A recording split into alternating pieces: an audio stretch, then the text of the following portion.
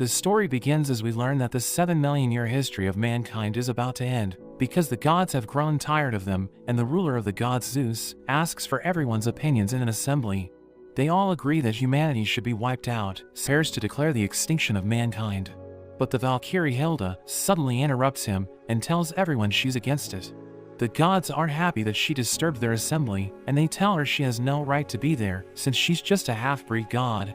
She admits that humans are flawed creatures, but she reminds everyone about the law of Ragnarok, which allows humans to have the right to fight the gods over 13 rounds, to determine the fate of mankind for the next 1,000 years, and they'll be saved from extinction if they can win.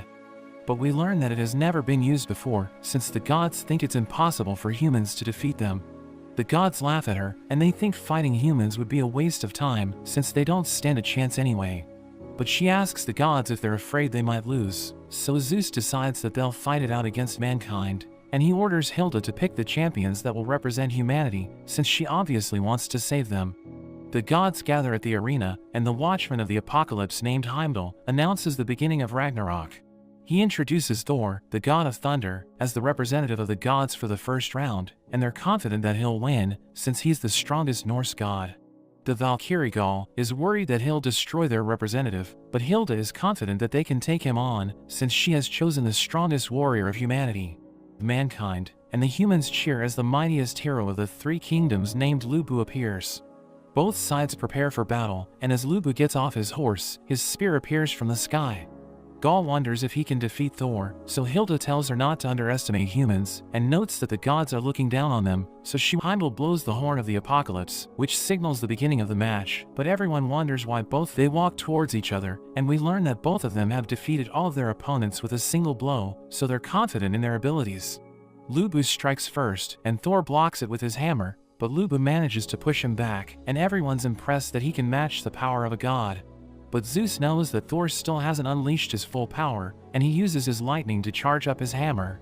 He leans back. In a flashback, we see the angels of Asgard trembling as 66 frost giants launch a surprise attack, and one of them breaks the wall, so the gods start to panic. The knights arrive to take down the giants, but they're no match for them, and we learn that Asgard wasn't prepared, since the giants have never attacked as a group. They reach the castle walls, and the gods think they're doomed, but Thor suddenly comes out of the castle, and he wipes them all out with his hammer.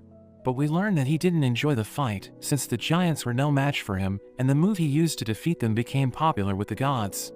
We return to the present, as Thor prepares to strike, and the gods are confident that the fight is over, since he's about to use his special move. He swings his hammer at Lubu, and it creates a massive blast of lightning, which Lubu suddenly recovers, and manages to cut Thor's chest. The gods can't believe it, since they never imagined that a human could injure Thor, but the warriors of the three kingdoms aren't surprised, because they know that Lubu is a beast. In another flashback, we learn that Lubu was born in Mongolia, and he started traveling at a young age in search of a worthy opponent. He makes his way around the entire Eurasian continent and defeats all of the opponents in his path. He becomes a warlord, and charges at the enemy forces head-on, but he wipes the floor with them, and he gains followers because of his tremendous strength. But after 30 years of traveling, he finally starts to lose it, realizing that he can't find anyone to be his match. So he gets bored of fighting, and allows the enemy forces to capture and execute him, since he no longer found life worth living. We return to the present, as Lubu clashes with Thor, and he's happy to have finally found a worthy opponent.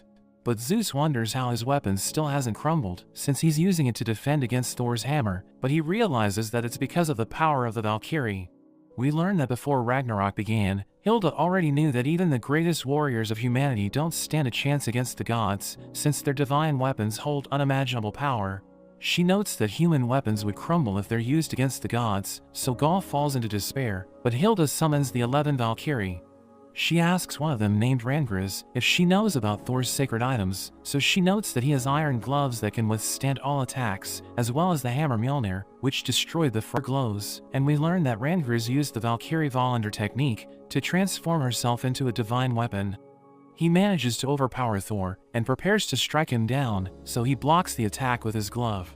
But we learn that Rangriz has the power to destroy any shields, and Thor's glove ends up breaking, which surprises everyone, since it's considered the greatest armor in the heavens. We learn that Mjolnir was said to be so overpowered that it could even destroy whole continents, and nobody was capable of wielding it, since nobody could handle its immense power. but Thor used the gloves to protect his hands. But now that one of them has been destroyed, the humans start to celebrate, since they think he can no longer use it. Lubu goes on the offensive, and Thor struggles to avoid his attacks, but everyone's shocked as Mjolnir starts to transform. They hear the sound of it beating as if it were alive, and Thor realizes that it has finally awakened, which gets Zeus excited. He reveals that the legend was misunderstood, since the gloves weren't made to protect Thor from Mjolnir, but to restrain his powers, so that he wouldn't crush it before it awakened. He removes his other glove, and he lifts Mjolnir with his bare hands. He unleashes his power, telling Lubu not to die, since he wants to enjoy their fight. The gods are excited to see him wield Mjolnir without holding back for the first time, and he suddenly throws it at Lubu, who barely manages to dodge it, and he prepares to counterattack. But Mjolnir comes back, so he uses his spear to avoid it, and as it returns to Thor, he uses the velocity from throwing Mjolnir to deliver a devastating blow. The gods recognize it as the move he used to defeat the world serpent, but Lubu smiles as he charges in and takes the attack head-on. An explosion covers the arena, and the humans are worried about Lubu, but they realize that he was able to block the attack, so they cheer for him, but they stop as they realize that his legs were broken, and as he falls to his knees, Zeus thinks the fight is over, but is forward to seeing him use his ultimate move, and he charges at Thor, who's excited to see what he can do. They both use their ultimate moves, and a pillar of light pierces the sky as they attack each other head-on. But Lubu gets overpowered, and Rangers dies as his weapon is destroyed, so everyone realizes that it's all over for him. Lubu is happy that he finally found his match, and thinks about how he tried everything, but he still couldn't defeat Thor. He charges at Thor again, and he enjoys his final moments, as Thor delivers the finishing blow. Heimdall announces Thor as the winner, and the gods celebrate, while the heroes of the three kingdoms mourn Lubu's death, but they're glad that he died with a smile on his face. The gods start boasting about how humans can't defeat them, since they're the superior beings, and Heimdall tells Thor to follow him to the exit. But Lubu's disciples stop him, and they mention that their existence is meaningless without their master, telling Thor to let them join him. So Thor decides to grant their wish, and he wipes them out with a powerful blast of lightning, but he thanks them for serving as an offering to his friend Lubu. Gaul asks Hilda what will happen to Lubu and Rangers, so she explains that Ragnarok is a battle of souls, and it's impossible to reincarnate someone whose soul has been destroyed. So they will be completely removed from existence, and Gaul is sad since they'll never see Rangers again, asking Hilda if the battle is even worth it. So she tells Gaul they can't defeat the gods if they keep mourning, and reminds her that the fate of mankind depends on the result of the battle. As Hilda picks the next champion of humanity, Gaul starts to lose hope, since even Lubu was no match for the gods, but Hilda prepares file number 1 for the next fight. Everyone gathers for the second round, and Heimdall introduces the next representative of humanity, who turns out to be Adam, the first man to ever exist. The humans are amazed to see the father of all, but nobody enters the arena, so everyone becomes confused. Heimdall learns that there has been a last-minute change, and Hermes plays the violin as he enters the arena, revealing that Zeus will be the one to fight in the second round.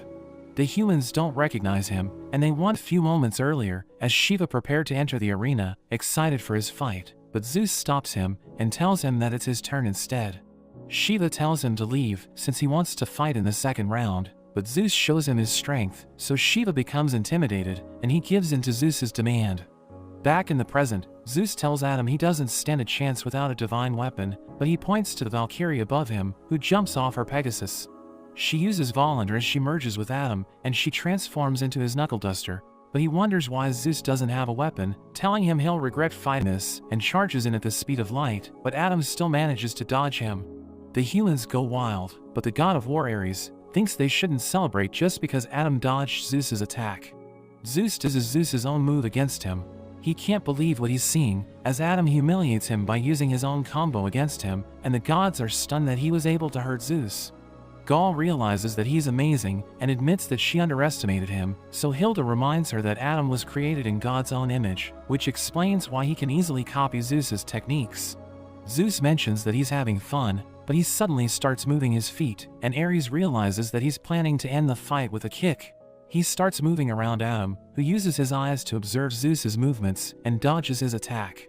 Adam copies his footwork and kicks him away, and he notes that he doesn't like fighting, but he knows that he doesn't have a choice since they're in a competition.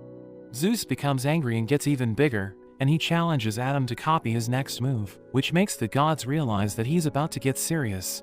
In a flashback, we see Zeus as he defeats the other gods in a tournament and becomes the most powerful god in existence. But we learn that his father Cronus was the only one who was able to hit him since he didn't see his attack coming. We return to the present as Zeus uses Cronus's move, and he stops time as he charges at Adam with immeasurable speed. But Adam still manages to counter him, and as time resumes, everyone's stunned as they see Zeus on the ground, wondering what happened, since they didn't see anything. Gods are struggling since Zeus and Adam are moving too fast. But when Zeus used Cronus's move, he didn't see anything, and he was surprised to see his father's head twisted in an instant. Hermes explains that Adam copied Cronus's move to counter Zeus, but Ares asks him if he's sure, since he couldn't understand what happened even though he's the god of war. Heimdall announces that Zeus has been knocked out, and Gaul can't believe that Adam could defeat Zeus by copying his powers, so Hilda explains that his hatred for the gods is the source of his strength. We see that when Adam lived in the Garden of Eden, he had everything that he needed, but the gods accused his wife of eating the forbidden fruit. But we learn that the serpent falsely accused her, since he wanted to have her for himself, and she remained faithful to Adam. The gods immediately believe him, so they banish her from the garden, and she cries since she'll never see Adam again. But a guard suddenly enters the court, and he crashes to the ground, as Adam makes his entrance. The gods are surprised to see him holding a basket of the forbidden fruit, and the serpent tells him he has no right to be there, but he starts biting into the apples, which surprises the gods. But he realizes that they taste sour, so he spits them out after each bite, and tells Eve he's leaving the garden with her. But the serpent transforms to fight Adam, since he doesn't want them to have a happy ending. He tries to attack him with his claws, but Adam uses his ability to copy the move, and tears the serpent to shreds. He tells Eve it's time to build their own paradise, so they leave the courtroom and descend to Earth. We return to the present, as the humans celebrate since Adam was able to defeat Zeus, and Heimdall is about to announce him as the winner, but Zeus suddenly gets back up. He notes that the fight isn't over yet, and turns his head back into place, so the god releases all of his stored energy into his fist. Adam counters by copying his technique, but Zeus refuses to give up, and continues to attack Adam, who turns his head into a punching bag. Gaul thinks they're winning the fight, but Hilda panics as Adam's body overheats, since his nervous system is struggling to keep up with Zeus's movements. But they watch their father get destroyed. But Adam suddenly hears a child crying, and he becomes even more determined to protect his children, so he grabs onto Zeus's head, as he decides to fight until the very end. He starts punching back as he takes Zeus's blows head on, and they appear to be evenly matched, so everyone wonders who will go down first. But Zeus suddenly falls to his knees, and returns to his original form, so everyone thinks he lost. The humans cheer for Adam, but they realize that he's already dead, and Zeus reveals that he died while they were trading blows, but his body still kept throwing punches. He praises Adam for pushing him past his limit, and admits that he would have lost if it were a contest of endurance.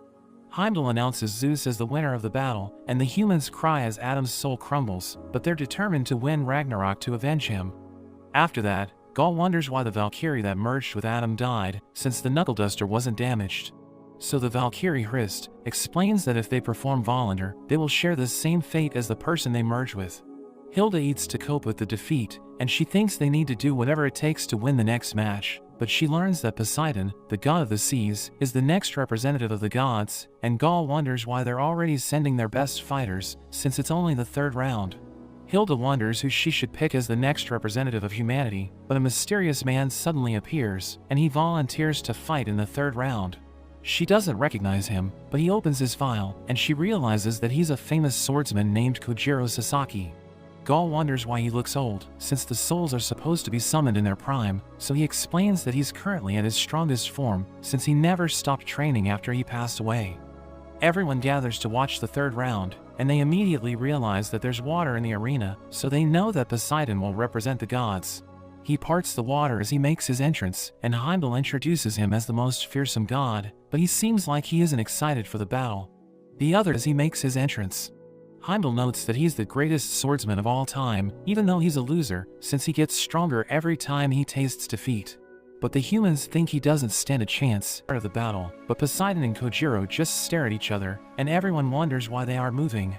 And he doesn't know how to attack Poseidon, so he decides to just sit down and wait for him to make his move. In another flashback, we learn that Kojiro has never won a fight in his life, since he always challenged people who were stronger than him.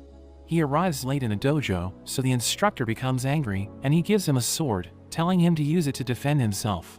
Kojiro manages to block the first attack, but the instructor disarms him, so he decides to surrender, and the instructor tells him he's pathetic, since a true warrior doesn't give up no matter what happens. The instructor's father tells him to stop wasting his time on Kojiro, since he has no talent with the sword, and the owner of the dojo named Sagan asks him why he gave up so quickly. So he explains that it's because he doesn't stand a chance, and everyone mocks him for having no courage. After that, Kojiro stops going to the dojo, and he observes the creatures in the woods, thinking he can learn the secrets of battle from them. He trains alone for 6 months, and he returns to the dojo, so the instructor asks him where he's been, but he's surprised to see that Kojiro seems to have gotten stronger. He challenges Kojiro to fight him, but he explains that he isn't interested, since he's already fought him hundreds of times in his head. So the instructor becomes angry and tries to attack him, but he suddenly imagines himself getting cut in half. He realizes that he's no match for Kojiro, so he immediately surrenders, and Kojiro challenges Sagan to fight him, so he takes a wooden sword and unleashes his power. After several years, Sagan visits Kojiro in a cabin, and we learn that he's already blind, but he can sense that Kojiro has already surpassed him, since he never stopped training alone. But he learns from all of his mistakes, and becomes the greatest loser in history. We return to the present, as Kojiro realizes that he needs to defeat Poseidon to survive the battle, so he decides to go all out. He lunges at Poseidon and misses his first attack, so Poseidon prepares to stab him, but Kojiro suddenly swings his sword upwards with lightning speed, and manages to cut Poseidon's hair, and Musashi remembers when Kojiro used the same technique against him.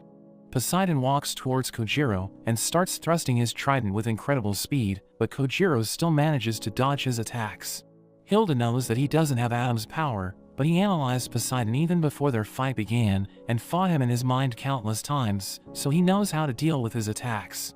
But Poseidon suddenly whistles a tune, before charging at Kojiro with incredible speed, and he manages to land a hit. The gods cheer for Poseidon, but they stop as they realize that he's getting annoyed, and Kojiro asks him why he doesn't want his friends to cheer for him. So he explains that gods don't need friends, since they're already perfect beings who can do everything alone, but Kojiro tells him that their existence is pathetic. So Poseidon becomes angry and unleashes a devastating barrage at Kojiro, who manages to block all of his attacks, as he continues to evolve during the battle. He tries to cut Poseidon, but he suddenly disappears, and uses his trident to break Kojiro's sword in half, so everyone thinks it's over for him. He considers surrendering, but he knows that he can't do that, and he remembers his duel with Musashi, as Hrist uses Volander again, and she transforms into 2 different swords. Gaul wonders how she was able to do that, so Hilda reminds her that Hrist has a dual personality, and she's the only Valkyrie with 2 powers dwelling within her. Gaul thinks Hilda predicted that Kojiro's sword would break, so she chose Hrist to merge with him, but she reveals that they just got lucky. Poseidon starts attacking Kojiro again, but he blocks the attacks and rushes forward, as he copies the moves of the swordsman who defeated him. The gods freak out as he starts cutting Poseidon, who tries to stab him again, but he blocks the attack using Musashi's technique. Everyone realizes that he was able to hurt Poseidon, so the humans cheer for him, but Poseidon suddenly whistles again, and uses his blood to pull his hair back. He decides to fight seriously, instantly hitting Kojiro in the shoulder, so he uses his ability to analyze it. But he still struggles to block it, since he can't keep up with Poseidon's speed, and Poseidon uses his ultimate move to attack him from all directions. As he blocks the attacks, he starts to wonder if he can win, but he remembers all the swordsmen who defeated him, and he hears them cheering for him, so he gets fired up and refuses to give up. He bleeds as Poseidon stabs him repeatedly, but he manages to parry one of the attacks, and notes that even a loser like him wants to win. He gains the ability to read all of creation, allowing him to use the elements in the cosmos to predict his opponent's moves, and he uses it to dodge Poseidon's attacks. The gods are stunned as they realize that he's reading all of Poseidon's moves, and he lunges towards him, so Poseidon aims for his heart. But Kojiro slices his arm off, and Poseidon tries to fight back, but the gods tremble as Kojiro cuts him to pieces. The humans celebrate their first victory against the gods, and Heimdall announces Kojiro as the winner, but the gods aren't happy that the most fearsome of them was defeated. Kojiro is about to collapse, but Hrist tells him to pull himself together, and he thanks her for helping him win the battle. They leave the arena together, and Gaul is happy that they finally won against the gods, but Hilda reminds her that it isn't over yet, since they still need to win 6 more times. After that, the gods gather in Zeus's room, where they discuss how mankind defeated Poseidon and came close to winning the first 2 rounds. So Zeus notes that they need to recognize that humans are strong and start taking Ragnarok seriously, since Hilda is willing to do whatever it takes to defeat them. As Hilda and Gaul consider the next match, they find out that the gods will be sending out Hercules. Even though they're on different sides, they see him like a brother, and Hilda wishes him luck.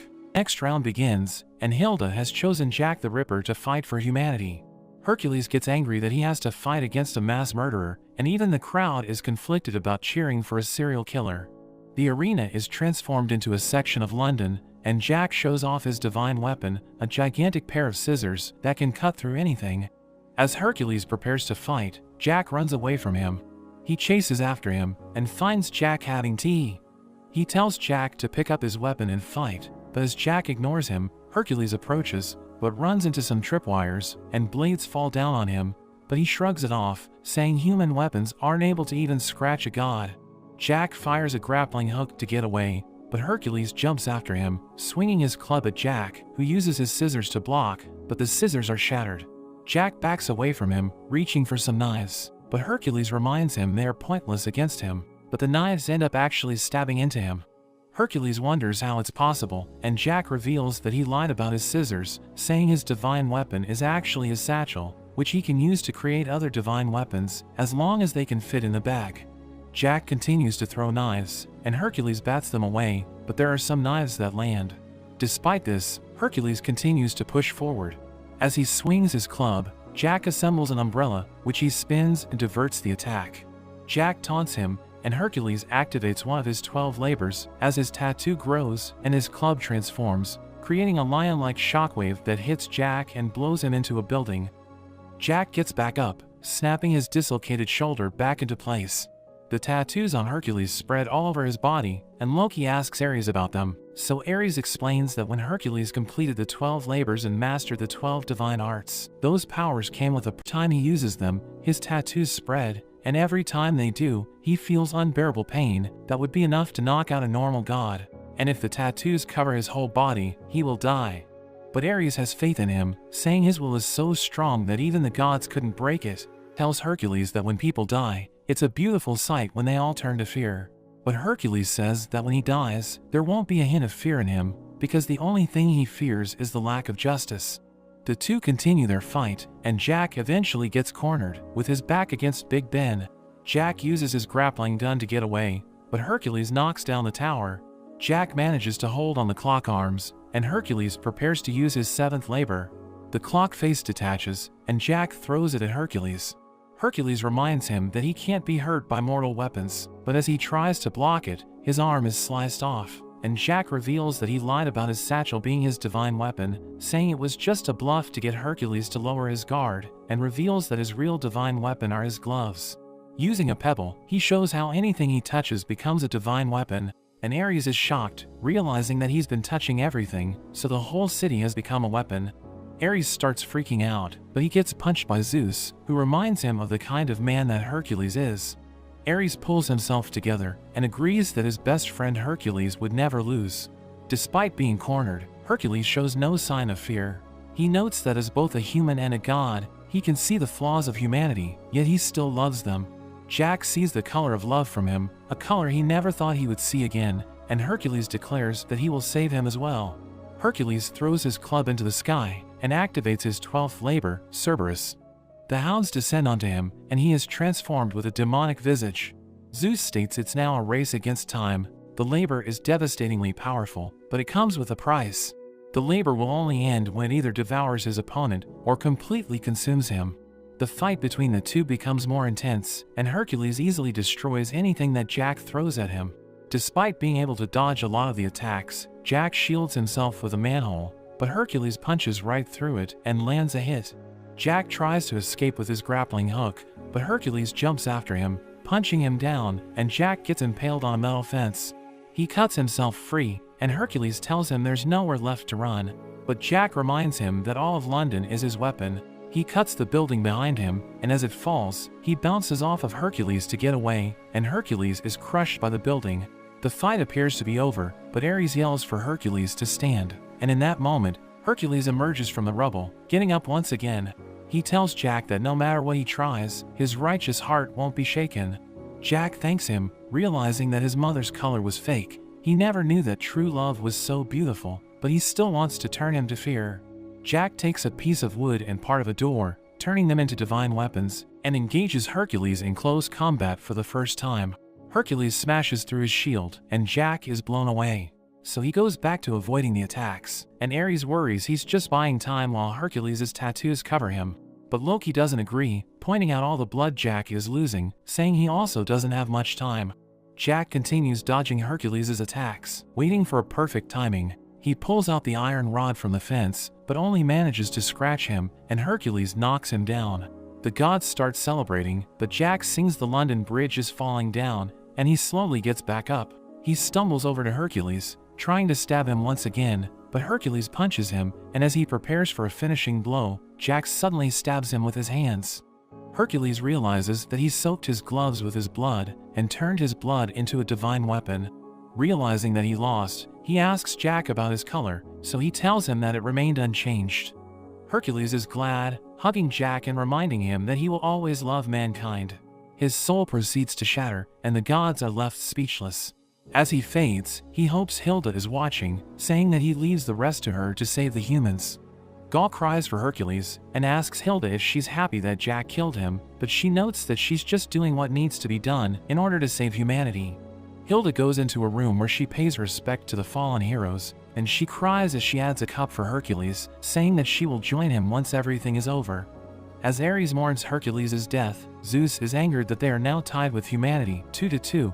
He lets out his frustration, destroying their viewing area, and refuses to let humanity take the lead. We meet the god Buddha, as he sees Loki waiting for him. Buddha wonders if he is trying to pick a fight, but Loki just asks him about the Volundr. He thinks it's strange that the Valkyrie have such a powerful technique. He accuses Buddha of using his powers to aid the humans, asking him if he's a traitor. Things are looking tense, and at that moment, the 7 gods of fortune arrive, and they also want to deliver judgment on Buddha. One of them, named Ebisu, tries to intimidate him, but Buddha isn't bothered. Ebisu tries to hit him, but he launches his lollipop to stop Ebisu's attack. The gods of fortune prepare for battle, with Loki joining their side. Buddha tells them to bring it on, unleashing his power. At that moment, Kojiro arrives, along with 2 other heroes of humanity. They take Buddha's side, preparing to fight the gods, but Zeus suddenly smashes the ground, breaking things up. Ebisu still unleashes a menacing aura, intimidating everyone, and they all decide to walk away. Zeus warns Buddha not to cause trouble, but Buddha laughs, saying he doesn't take orders from anyone. Meanwhile, Gaul apologizes to Hilda for her outburst, but Hilda tells her there's no need, saying they should work together for mankind. They visit the quarters of their next hero, where they see a massive man sleeping. Hilda wakes him up, telling him it's his turn to fight. The man gets up, and we meet Raiden Tamimin, mankind's greatest sumo wrestler. Raiden wonders if he'll be merging with Hilda, but she says there is someone more suitable for him. A giant woman named Thrud enters the room, introducing herself as his partner. Raiden is shocked seeing her, and Thrud wonders if he's disappointed seeing her appearance, but Raiden is actually pleased, saying she is perfect, which makes her heart melt, as she turns into his divine weapon. We see the next fight is set in a sumo-themed arena, and Raiden is introduced as an undefeated sumo champion. His opponent arrives on an elephant, and we meet Shiva, the god of destruction. The fight begins, with Raiden instantly charging at Shiva, and drop-kicking him in his face. Shiva gets pushed back, but he quickly recovers. Raiden continues to attack, landing a punch, and he knocks Shiva to his knees. He wants to end things quickly, attacking with a knee strike, but Shiva blocks it, glad they are having a real fight. Raiden is pushed away. Raiden slaps himself, and unlocks his 100 seals. His muscles start to go berserk, and Shiva wonders if he's going to destroy himself. But he calls on Thrud to help him out, and he is able to put his muscles under control. We learn that the lines on his body are actually his Volundr, and it gives him total control over his muscles. Gaul becomes shocked realizing Raiden became the strongest while his power was restricted by his 100 seals. Raiden's body stabilizes, and he charges at Shiva, punching with all of his might. Shiva is blown away, and he feels the difference in Raiden's power. Everyone cheers for Raiden, and Shiva seems to be barely standing. Raiden tries to finish him off with a headbutt, but Raiden is the one who ends up taking damage. Shiva counterattacks, punching him away as he reveals his head is as hard as stone. Shiva's headbutt, and the two keep smashing their heads together. In a flashback, we learn that the Indian gods were fighting each other to determine who would rule over them. During that time, Shiva and his friend Rudra were just unknown gods, living carefree lives. But their territory is attacked by another group of gods. They go out to confront them, but they get laughed at as the gods think they are nobodies. However, they end up beating those gods, and after the fight, Rudra tells Shiva about his dream to stand at the pinnacle of India, wanting to see things no one else has ever seen. He tells Shiva to join him, saying they can go anywhere if they work together, and Shiva decides to go with him, thinking it will be fun.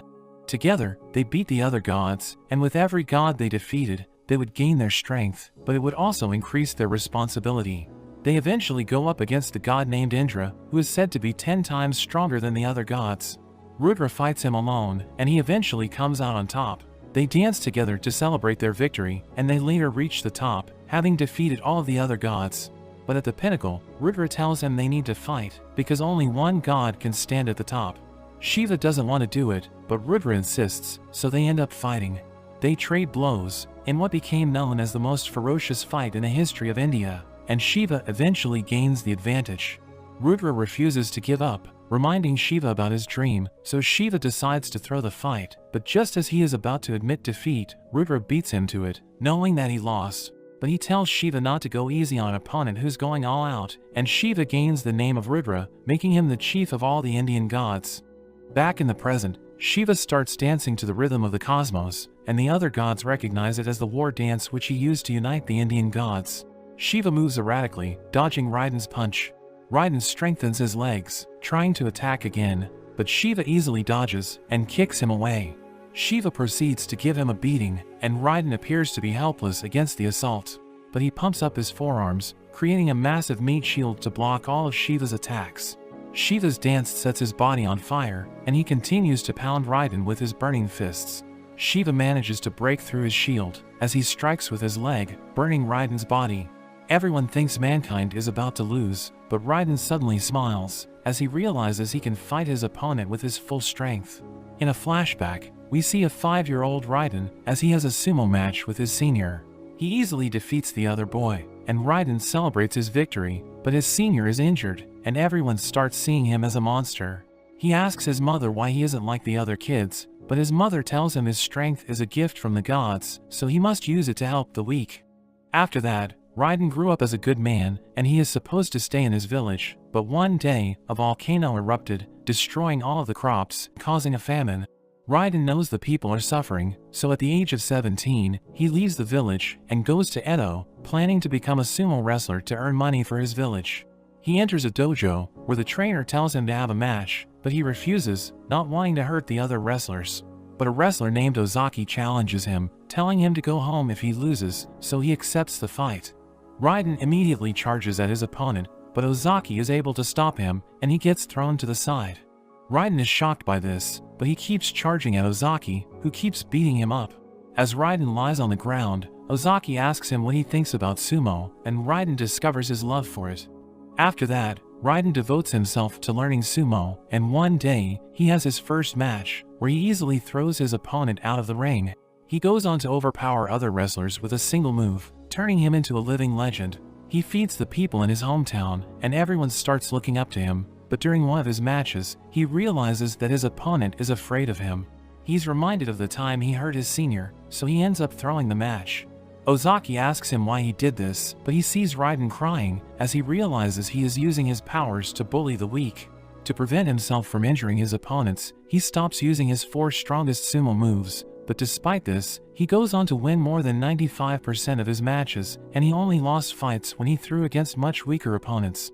Back in the present, Raiden assumes an unusual stance, stomping his foot as he prepares to use his palm thrust. He flexes his leg muscles as he jumps toward Shiva, transferring all of his strength to his hand as he unleashes his technique.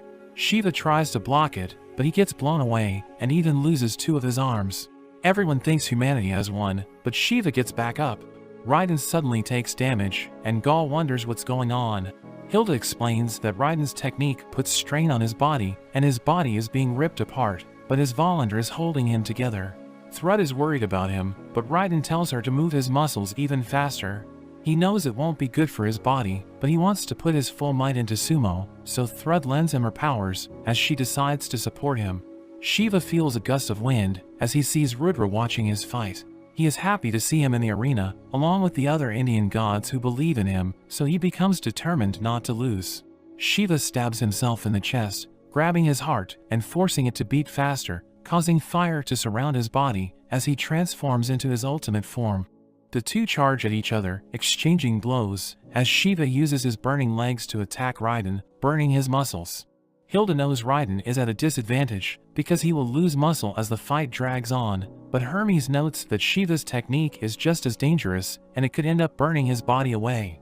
Shiva attacks Raiden from behind, and Raiden tries to grab onto him flames, but Shiva counters, kicking him in the head.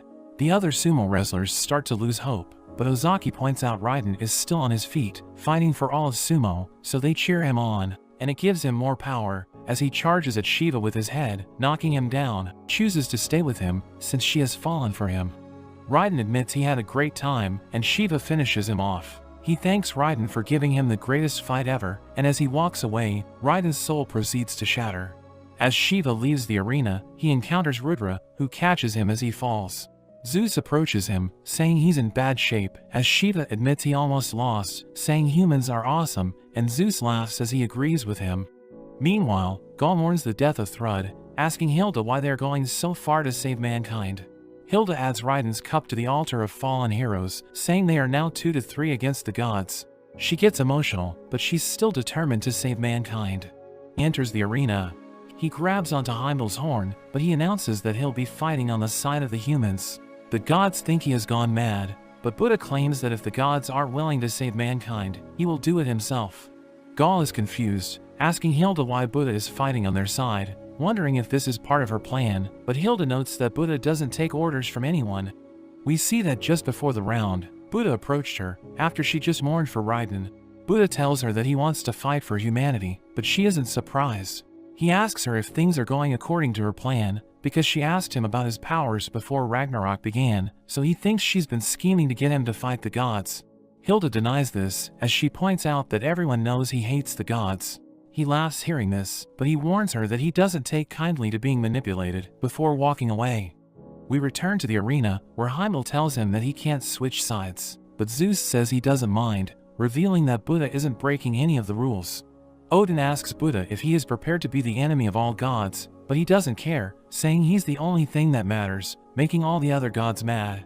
Buddha asks Zeus who he's going to fight, and light comes out of the sky as a ship descends on the arena, and the 7 gods of fortune make their entrance. Heimdall tells them that only one of them can fight, but their leader reveals that they are actually one being as he removes his armor. His companions enter his body, and a bright light surrounds him, creating a sphere, which shatters as a god named Zero appears. Zero wants to slaughter Buddha as he warms up his body, but Buddha doesn't seem to care. His back bulges, and he pulls out his weapon as he prepares to fight. Gaul thinks it's not fair for 7 gods to combine into one, but Hilda calls it his true form, revealing that he used to be a good god that wanted to spread fortune, but he ended up being changed by sorrow. Zero thinks it's his time to punish Buddha, but Buddha suddenly kicks him, knocking him to his knees, as Buddha reminds him that the fight has already begun. Zero gets back up, attacking with his axe, but Buddha easily evades thanks to his special eyes. Zero becomes angry, swinging his axe wildly, but Buddha dodges every attack. Zero becomes frustrated, and his axe seems to grow in size. Zeus reveals that Zero's axe absorbs misfortune, and it gets stronger the more it absorbs. Hilda adds that Zero's inability to hit Buddha counts as misfortune to him, so he will get stronger as the fight drags on.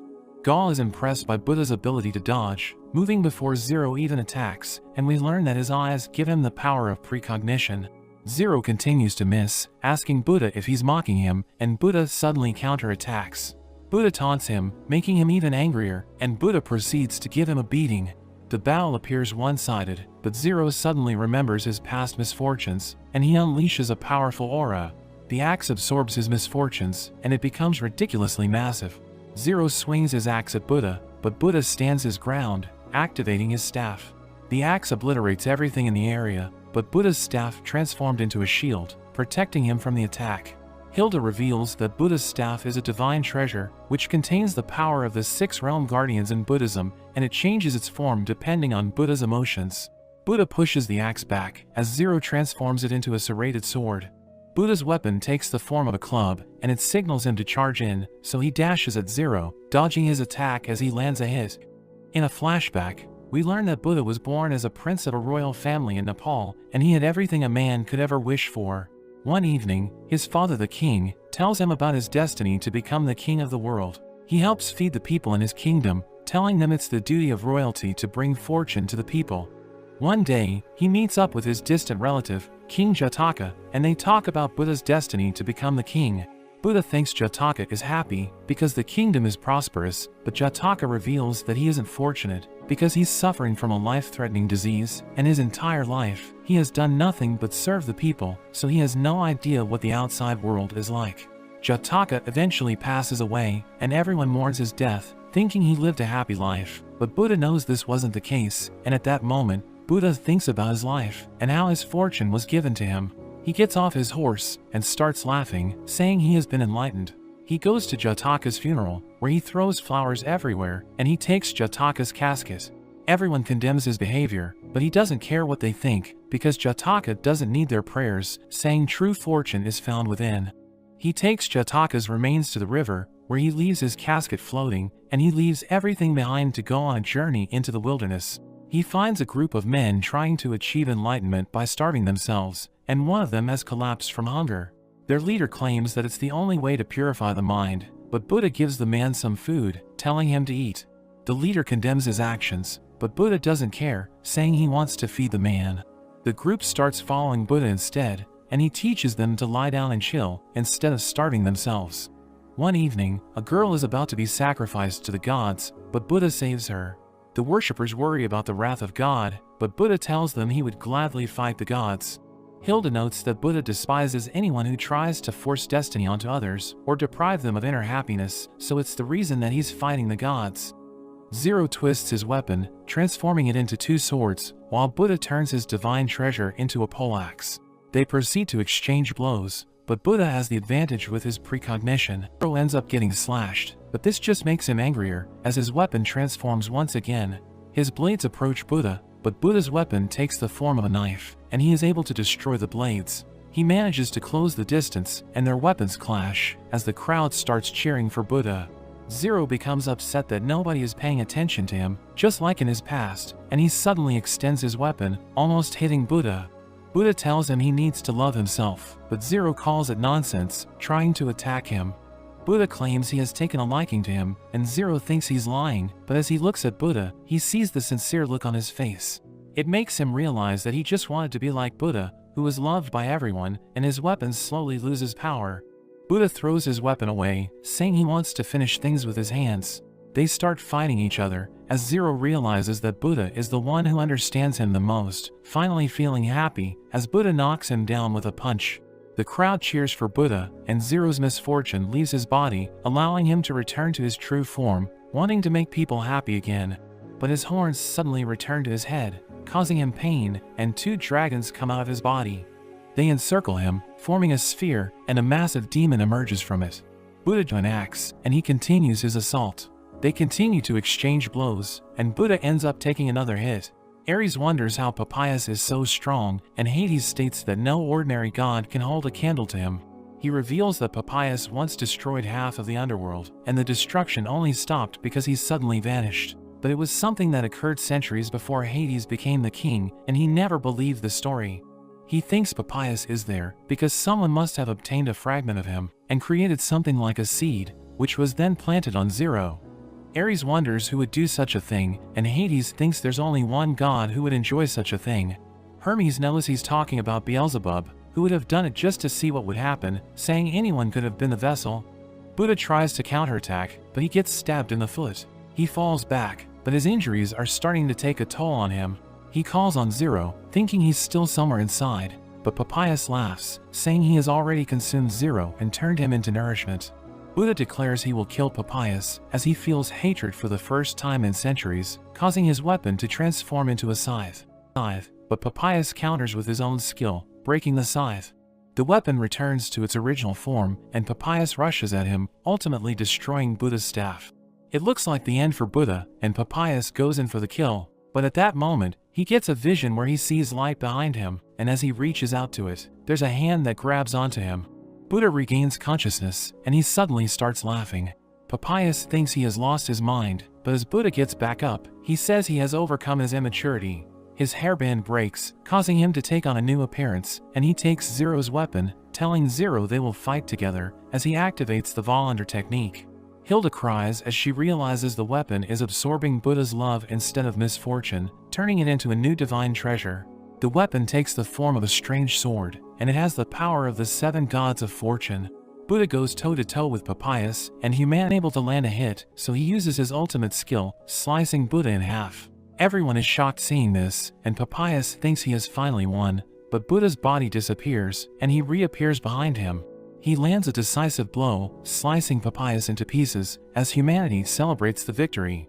Papyrus refuses to accept defeat, trying to attack once more, but before he can hit him, his soul shatters.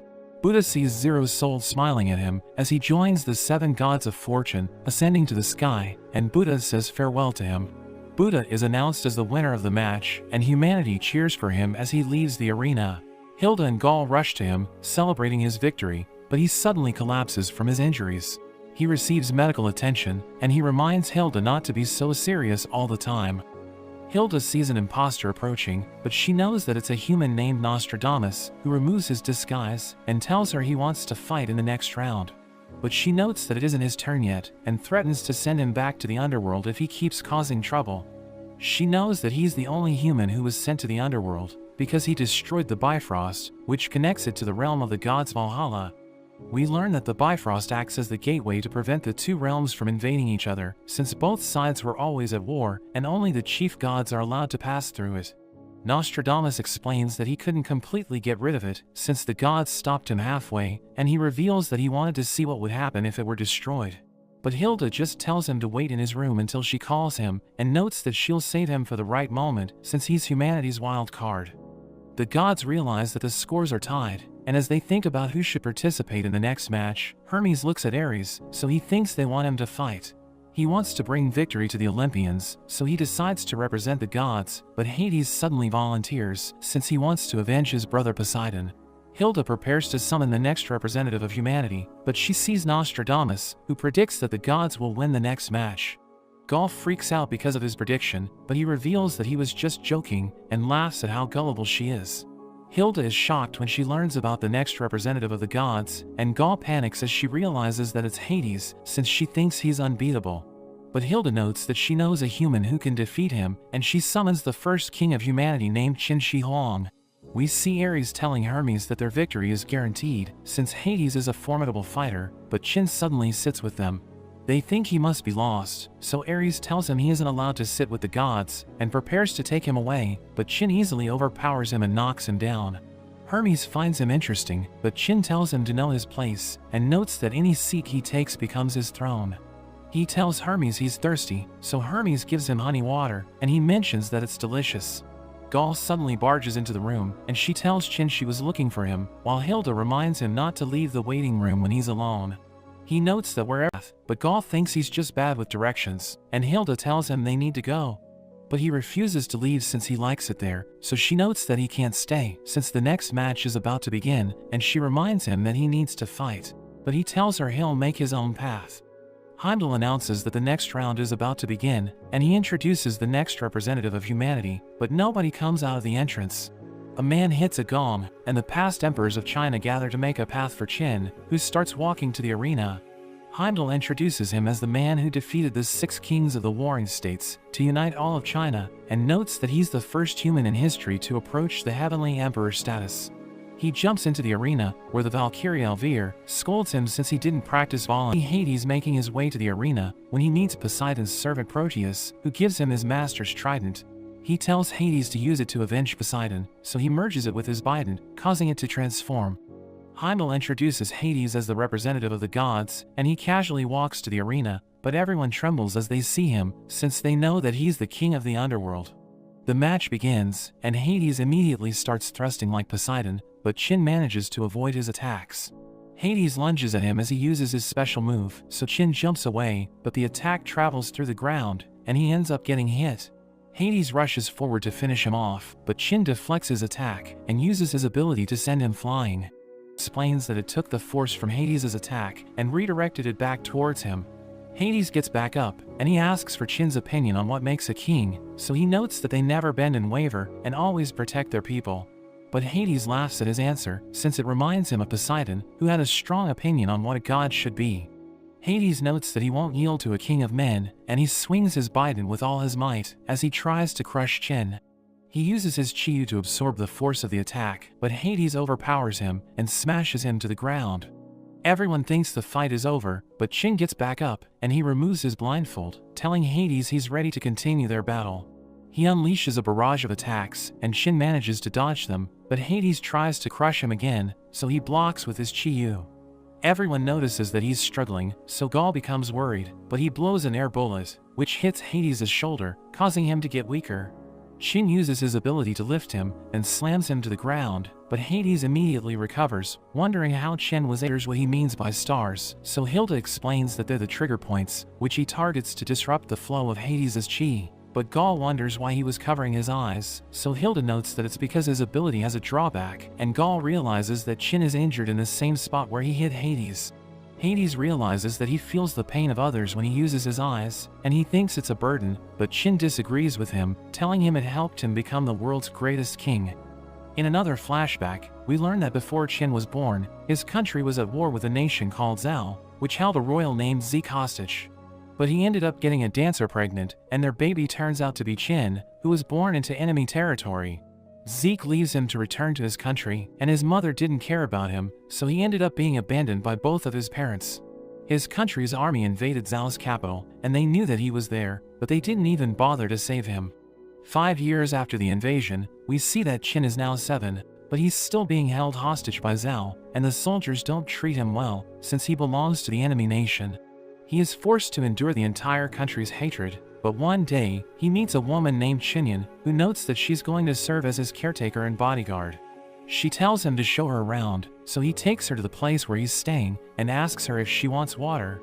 But she tells him he smiles too much, and notes that he's so polite that she finds him creepy, so he apologizes for his behavior. But she just tells him to help her clean up, since the place is a mess, and they start living together. They head to the market, where Qinyan notices that Qin wants to eat steamed buns, so she decides to buy one for him. But the shopkeeper realizes that Qin is with her, so he becomes angry and intentionally drops the bun in front of him. She asks the shopkeeper why he did that, but Qin thanks him for the food and starts eating it, while the people gather around him, since they recognize him as a prince of the enemy nation. They blame him for everything his country did to them, and they all want to kill him, but they can't do it since their king needs him alive. That evening, Qin thanks Qinyan for the dinner, and he notes that he needs to rest since he's tired, but she tells him to wait, and sees wounds on his body. She asks him if the villagers hurt him, but he explains that ever since he was little, he has always gotten injured whenever he saw people getting hurt or angry. He tells her not to worry, since his wounds always heal after a while, but he suddenly collapses, so she realizes that he was just trying to act tough. He notes that he understands why everyone hates him, so he accepts the pain as punishment, and we learn that he developed the instinct to keep smiling, since it softens people's hatred towards him. He thinks they'll forgive him eventually, but Qinyan tells him to stop smiling, since he has every reason to be angry at them. She explains that he hasn't done anything to them, so he doesn't deserve to be treated like trash, and she tells him to express his emotions freely, since he deserves to live his life however he wants to. So he cries for the first time, as he wonders why everyone takes their anger out on him, and he tells her he hates all of them. The next day, Qin wakes up and realizes that Qinyan has already cooked breakfast for him, and she gives him his blindfold, telling him it will help him ease the pain. He promises to wear it forever, and they start enjoying their life together, as he finally learns what it's like to be happy. 2 years later, the kings of Qin's nation die one after the other, and Zeke takes over the throne, so Qin becomes the crown prince, and is allowed to return to his country. He rides a carriage with Qinyan, who tells him they need to part ways after they reach his country, but they suddenly get ambushed by Zhao soldiers, who easily take out his guards. She thinks they want to kill him, since they know they won't be able to reach him after he returns to his country, so it's their last chance to get revenge. He prepares to take them on, but she knocks him down, and tells him to stay out of the way since he's just a kid. She tells him to watch as she earns her salary as his bodyguard, and she takes down the soldiers, but one of them stabs her from behind. She immediately recovers and knocks him out, but their leader cuts her down, and he prepares to kill Qin. But Qinyan suddenly stops him and breaks his neck, and she falls to the ground, so Qin asks her why she sacrificed herself to protect him. She reveals that she had a son who was around the same age as him, but he was buried alive by Qin's country, so she decided to become his caretaker to kill him. But she changed her mind when she got to know him, because she realized that he's a good person, and she thinks he'll make a great king since he can understand the pain of others. She tells him to always walk the path of truth, and become the greatest king the world has ever known, so he promises to fulfill her wish. He begs her not to die, but she passes away because of her wounds, and he returns to his country, where he becomes king at the age of 12. Back in the present, Qin tells Hades he won't lose to him, since he promised Qinyan that he would become the greatest king. Hades notes that he also needs to uphold an oath he made, and he charges in, so Qin fires his air bullets, but Hades manages to destroy them. He uses his knee to strike Qin's head, and prepares to finish him off, but he suddenly fires an air bullet, which causes Hades to miss, and Qin kicks him away. We see Beelzebub experimenting on a monster, which manages to break free, but he cuts its arm off, and calls it another failure. It tries to run away, but a god slams it to the ground, and we see that it's Adamus. He asks Beelzebub why he keeps experimenting on monsters, so he notes that he wants to create a creature that can kill him, and Adamus realizes he's serious. But he wonders why Beelzebub isn't watching the fight, so he explains that there's no point in watching, since he knows that Hades won't lose to a mortal. The gods cheer for Hades, but Hermes wonders why he's so dedicated to his brothers, so Adamus offers to answer his question. Ares wonders how he's still alive, since he thought Poseidon killed him, so Hermes explains that Poseidon only destroyed his body to teach him a lesson. He reveals that Hades ordered him to help Adamus, so he sent him to Beelzebub, who created a new body for him, and Adamus has been spending his days in the underworld since the incident. He reveals that the reason Hades is obsessed with his brothers is simply because he loves them, and Ares cries hearing this, as he realizes that Hades is a noble warrior. A part of Qin's armor shatters, and Alvir gets injured, but she knows that his injuries are worse, so she asks him if he can continue fighting. He explains that it's nothing, since he's used to feeling pain, and he thinks he can't win the fight, so he plans to put everything on the line with his next move. But she tells him to give her orders since he's the king, and transforms into a divine sword. Hades attacks with his spear, and Qin tries to deflect it, but Hades easily overpowers him and cuts his arm off. Alvir realizes that they can't beat Hades even with their combined strength, but Qin suddenly sees stars above him, and he gets back up. Qinyan and the other humans tell him to stop, since they think he can't win, but he notes that a true king never gives up. They're amazed that he still has the strength to fight on, and they start cheering for him, as Qinyan realizes that he's been fighting to keep his promise to her. He tells Alvir about his plan, and she thinks it's reckless, but she decides to go with it since she believes in him. Hades thrusts with all his strength, but Qin stands his ground, and blocks it with the tip of his sword, as he activates his Chi-Yu. Everyone thinks he's going to die, as Hades starts to overpower him again, but he fires an air bullet, which hits Hades' spear. It suddenly loses power, as Hilda realizes that he hit the spear's trigger point, and he uses the force he absorbed to strike back, destroying Hades' spear. He manages to stab him, but Hades still refuses to give up, so Qin cuts him down, as he realizes that he failed his brothers, since he promised them that he would never lose. His soul crumbles, and Qin feels the full force of his attack, but he still manages to stay on his feet. He notes that he's grateful to have met Hades, and the humans pay their respects, as Heimdall announces Qin is the winner of the fight. The humans celebrate, and Alvir knows that Qin is in terrible shape, so she tries to carry him out of the arena, but he suddenly collapses. Kojiro and the other swordsmen realize that his body finally gave out, but Chris wonders how he won the fight, since she knows that he was already on his last legs when Hades attacked him. So Kojiro explains that he hit the trigger point of Hades' spear with his air bullet, and notes that it had chi flowing through it, since it absorbed Hades' blood. But she wonders how he was able to block the attack, since he wasn't able to do it before. So the swordsman Asami explains that instead of using his body to redirect the force of Hades' attack, he used his sword to store Hades' power and destroy his spear. They're all impressed that Qin was able to pull it off while he was so injured, and they all recognize him as the greatest king of all time. The god notes that he wants to ask for a favor, and tells Hermes to pass a message to Zeus, saying he wants to fight in the next round. Hilda and Gaul visit the room of their next fighter, and Gaul thinks that it looks strange, so Hilda tells her she's about to meet humanity's only true mage. They meet a famous scientist named Nikola Tesla, whose inventions are still being used today, and Hilda notes that the humans thought his works were like magic. But he becomes upset hearing this, and reveals that he hates hearing the word magic, since his inventions were made using science. He reveals that he has already completed his research, and notes that he just needs the necessary materials to bring his theory to life, so Hilda calls a Valkyrie named Gondel. She holds Tesla's hands, and tells him she's ready to offer her body for his research, and she uses the Volundr technique. She releases a shockwave as she transforms into his suit of armor, and he notes that humans have worshipped divine beings for centuries, but he'll prove that the power of science can defeat the gods. In a flashback, we learn that Beelzebub was the loneliest god in the heavens, since they think he was cursed by Satan, so he'll kill anyone who forms a connection with him. But 3 angels approach him, and their leader Lucifer invites him to join them in the Garden of Eden. Beelzebub tells them to stay away from him, since he's cursed by Satan, but Lucifer doesn't believe the rumors, because he thinks Satan isn't real. His friends agree with him, and they start cracking jokes, but one of them suddenly farts, which makes Beelzebub laugh. He decides to join them, and they enter a restricted area in the Garden of Eden, where they start taking apples. But the guards see them, so they run away, and they eat the apples together. Beelzebub continues to spend time with Lucifer and the others, and he starts enjoying their company as they sing around a campfire. But the next day, Beelzebub wakes up covered in blood, and he realizes that his friends are dead. He wonders what happened, and he recalls how the people were afraid of him, since they thought Satan would rip their hearts out if they formed a connection with him. He realizes that Satan murdered his friends, and he wants to avenge them, so he promises to find Satan and get rid of him. He starts looking into Satan, but the goddess Lilith approaches him and offers to help him with his investigation.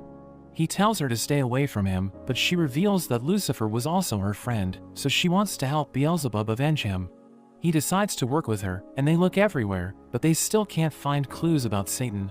But one evening, Beelzebub has a dream about Satan, who forces him to watch as he murders his friends, and he tells Beelzebub that he'll kill everyone he loves. He wakes up from his nightmare, and Lilith hugs him as he wonders why Lucifer wanted to be his friend, thinking he would still be alive if he just stayed away from him. So she explains that it's because he didn't like to see people alone, and notes that he secretly suffered from loneliness. Beelzebub promises to avenge his friends, and he tells her he won't let anything happen to her, but he suddenly blacks out. He wakes up as he hears Lilith calling his name, but he realizes that he just stabbed her, since Satan possessed love with her. So he realizes that the rumors were true, and that he was the one who killed his friends after he formed a connection with them. He apologizes for hurting Lilith, and notes that he should have stayed away from her, but she tells him she has already forgiven him since she loves him. She uses her power as she orders him to keep on living, and she passes away, so he cries and starts to lose it. We return to the present, as Beelzebub wishes that someone would kill him, and he hopes that he suffers a gruesome death. Heimdall announces that it's time for the next round, and Beelzebub enters the arena, as Heimdall introduces him as the representative of the gods. But everyone's afraid of him, since the humans recognize him as the Lord of Flies, and the gods know that he was cursed by Satan. Heimdall opens the door for humanity's representative, but lightning suddenly comes out of it, and it lights up the entire arena.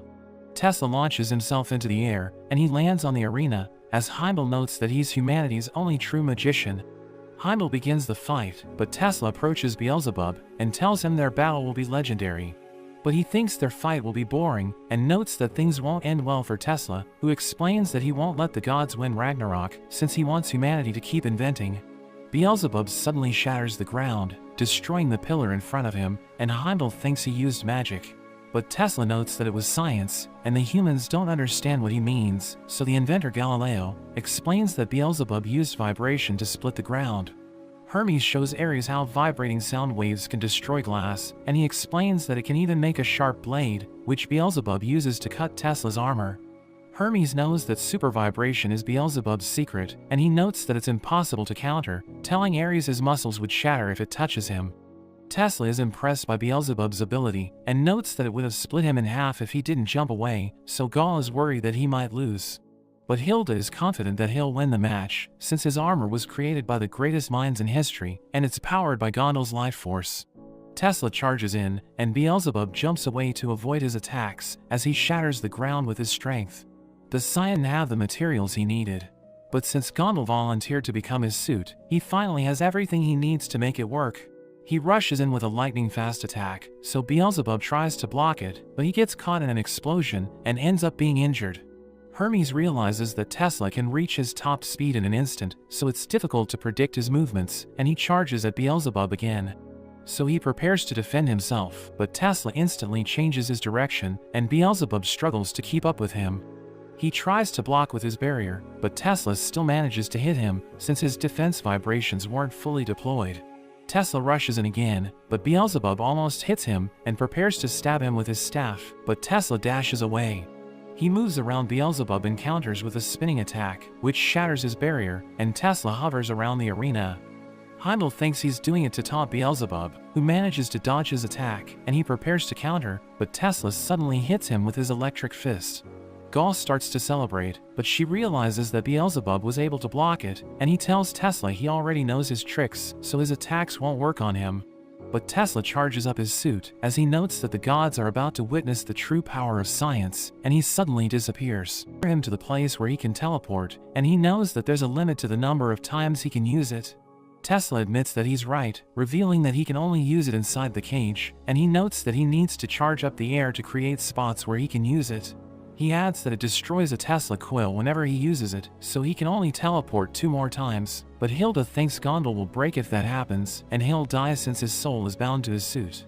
Beelzebub wonders why he's telling him his weakness, so he explains that it's because scientists shouldn't withhold knowledge, and Beelzebub finds him amusing. He gets back on his feet, but he suddenly coughs up blood, so Hermes realizes that he's severely injured. He recalls the moment when he went to Hades' castle and he challenged Hades to fight him, but he knew that Beelzebub was in no condition to fight since he had been injured fighting the monsters in his castle. Beelzebub admits that he wants Hades to kill him, so he agrees to take him on, but Beelzebub is no match for him and he gets blown away. He tells Hades to finish him off and shows him the mark Lilith gave him, explaining that he can't take his own life because of it. He thinks Lilith cursed him since she wanted him to suffer, but Hades believes that it's not the case, and notes that she gave Beelzebub a prayer because she wanted him to continue living. Hades tells him to reconsider his actions, and notes that he'll grant Beelzebub's wish if he returns in prime condition, but he wonders why Lilith doesn't want him to die. After that, Beelzebub returns to Hades, and notes that he still thinks he deserves to die, but he has decided to continue living, so that he can suffer and meet the worst end imaginable.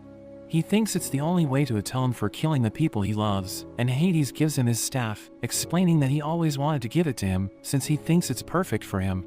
He notes that he'll watch Beelzebub suffer and meet his end, but he wonders why Hades is so concerned about him, so he explains that it's because Beelzebub reminds him of his brothers. We return to the present, as Beelzebub notes that he has changed thanks to Hades, and he wants to slaughter all humans to avenge him.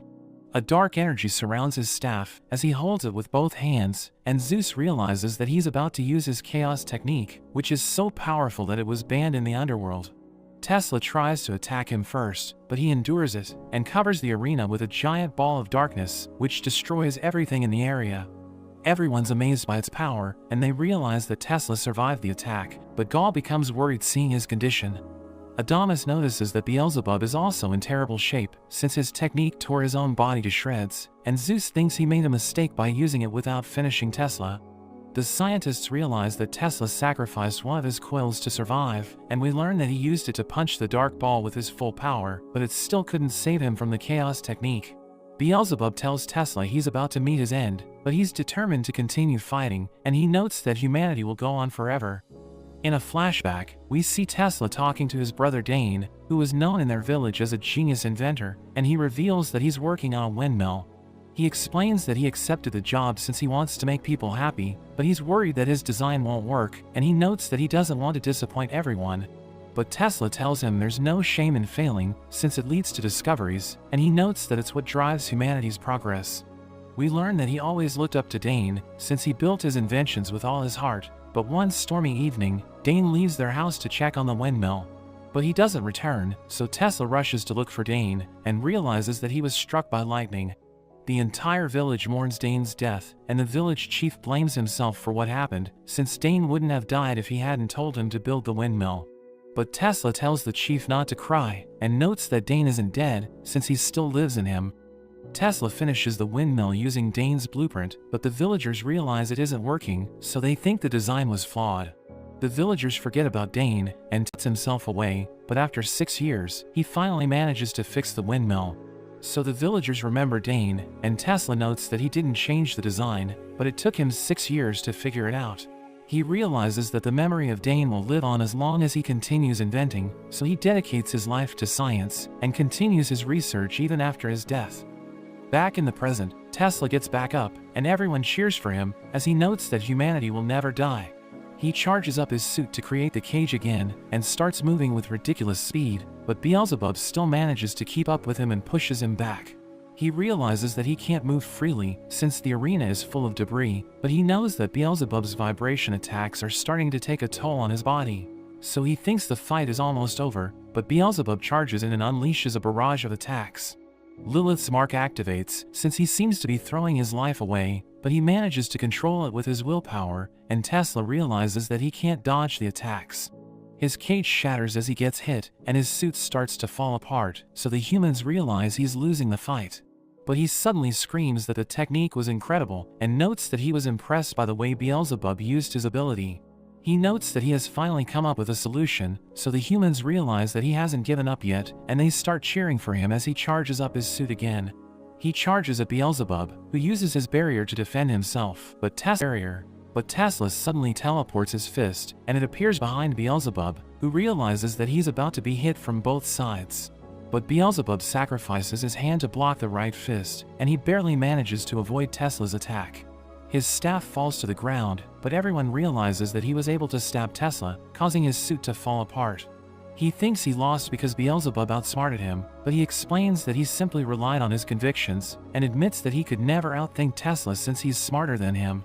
Tesla coughs up blood, and as Beelzebub walks away, Tesla tells everyone to hold their heads high, because they will continue to evolve after the battle.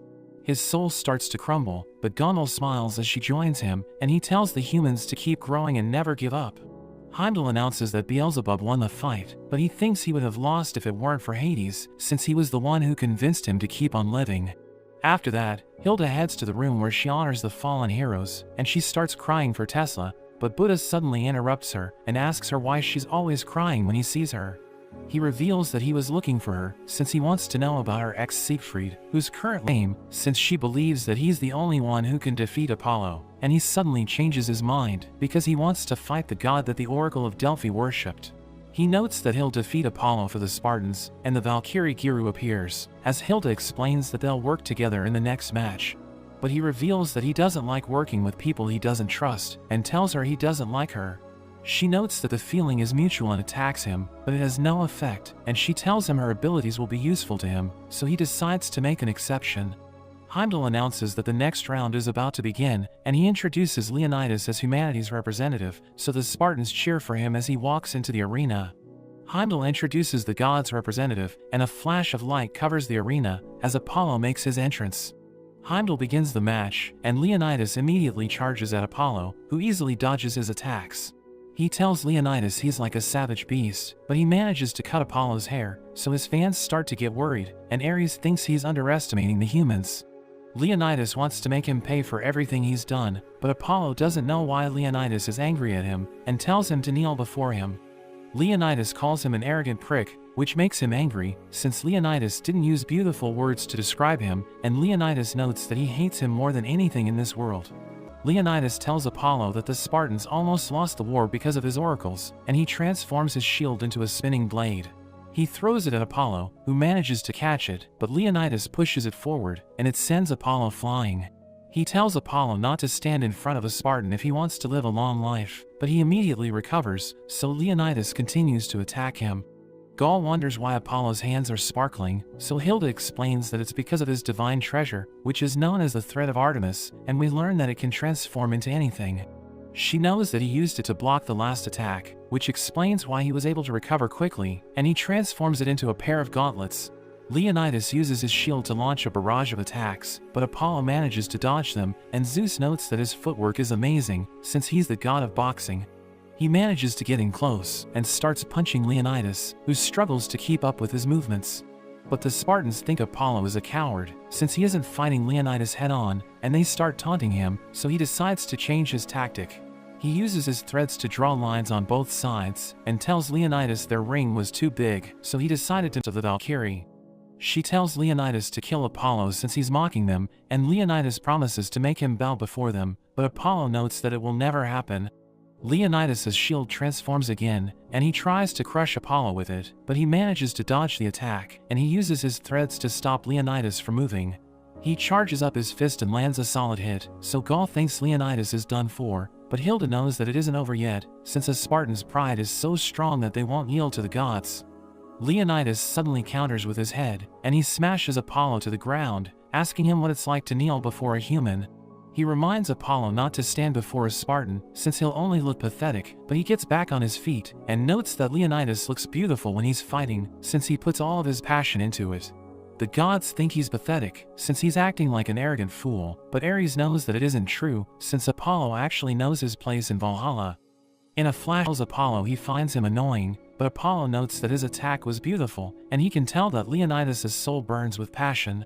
So he decides to fight him with everything he's got, and his threads suddenly disappear, but a statue of the goddess Artemis emerges from his shadow. It creates a giant bow for Apollo, who summons an arrow of light as he prepares to shoot, and he notes that he's about to use his supreme technique. Leonidas tells him to bring it on, but the arrow travels faster than the speed of light, and it pierces through his chest. Hermes notes that it's the fastest attack in Valhalla, and Zeus thinks Leonidas has lost, since even the gods can't block Apollo's arrows. Geru strengthens Leonidas's shield, and he tries to block the arrows, but Apollo overpowers him and continues to land his shots.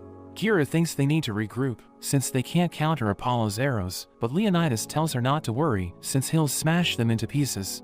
Apollo notes that it's time to end the fight, and he launches an arrow at Leonidas's head, but he manages to send it back, and it pierces through Apollo's chest. Hermes wonders if Leonidas was able to see the arrow, but Zeus knows that he was just acting on instinct, explaining that his past experiences in battle shaped him as a warrior. Apollo struggles to get back on his feet, and Leonidas tells Apollo not to mock him, since he's the king of Sparta. But Apollo starts laughing, as he realizes that Leonidas's pride is what drives him to keep fighting, and he notes that he's starting to like him. Everyone notices that both of them are close to their limit, and Apollo wonders if Leonidas is fighting for the sake of humanity, but he explains that he's just doing it since it's his time to fight. He notes that humans don't get to choose how they are born, but they can decide how they want to live and die, and he mentions that he gathered the world's most selfish men to create a nation.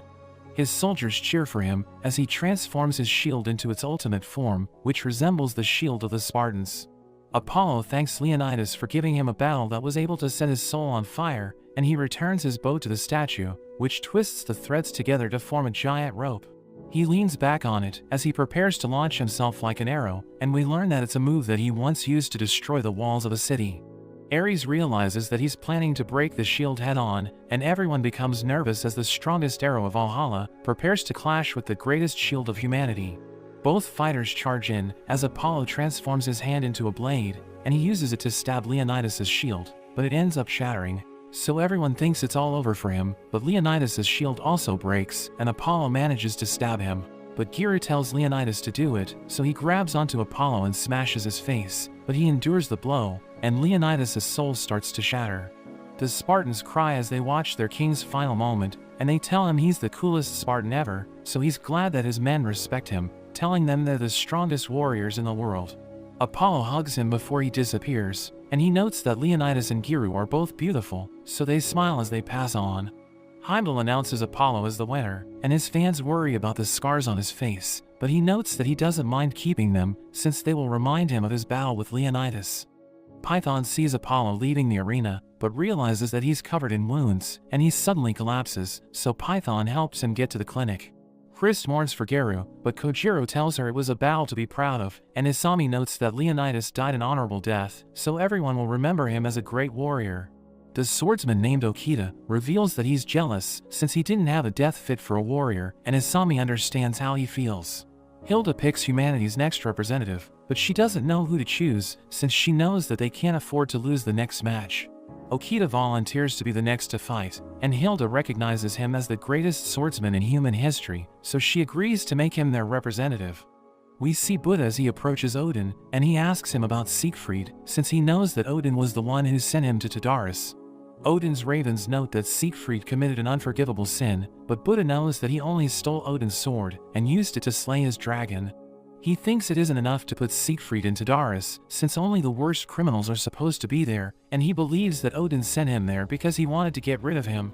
Buddha knows that Siegfried is Hilda's lover, and he thinks she started Ragnarok to save him along with humanity, but Odin doesn't want him to be released. Buddha admits that there are a lot of things he doesn't understand, so he asks Odin to tell him everything, but he suddenly becomes upset and uses his divine treasure to smash the ground.